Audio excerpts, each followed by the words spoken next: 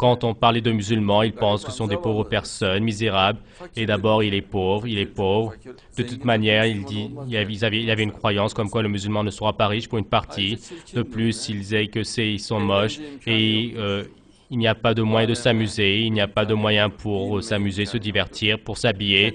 Et donc, ils savaient qu'ils s'endormaient, c'est-à-dire avec le paradis, le dollar, qu'ils se s'amadourait, qu'Allah nous garde de dire cela, et il croyait à cela, et que vu que sa culture est basse, et vu que son savoir est bas, donc il ne comprend pas la science, il ne connaît pas le darwinisme, le matérialisme, il ne connaît pas la création de l'univers, qu'Allah nous en garde, qu'Allah nous en garde, qu'Allah nous en garde, aveuglément, il y croira, et ensuite, ce n'est pas possible de le faire sortir de cela à nouveau, et ils étaient connus ainsi.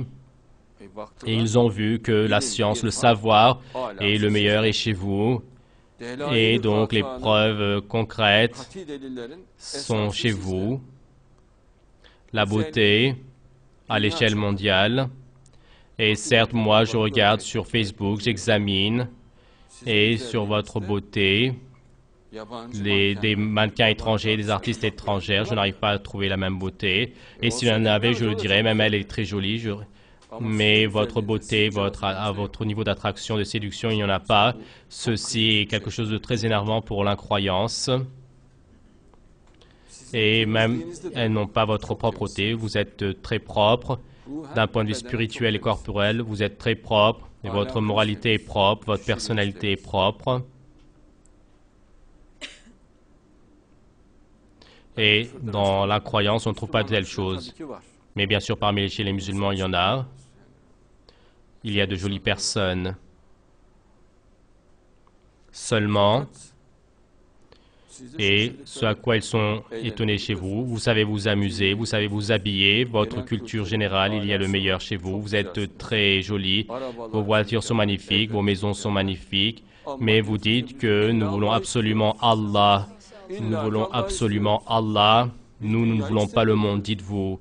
Et maintenant, donc, le point où la personne se fixe, c'est cela. Il dit, comment est-ce que cela est-il possible? La culture générale est magnifique. La bienséance est magnifique. Votre entourage est magnifique. Vos maisons sont magnifiques. Les voitures sont magnifiques. Les habits sont magnifiques. Et à tout type d'amusement, vous avez le moyen de plonger dans le monde. Vous vous dites que nous ne voulons pas le monde. Nous voulons Allah. Ceci, chez les gens, à la fois absolue chez les gens qui apportent leur conviction, c'est une preuve concrète. C'est pour cette raison qu'ils sont dans une telle panique.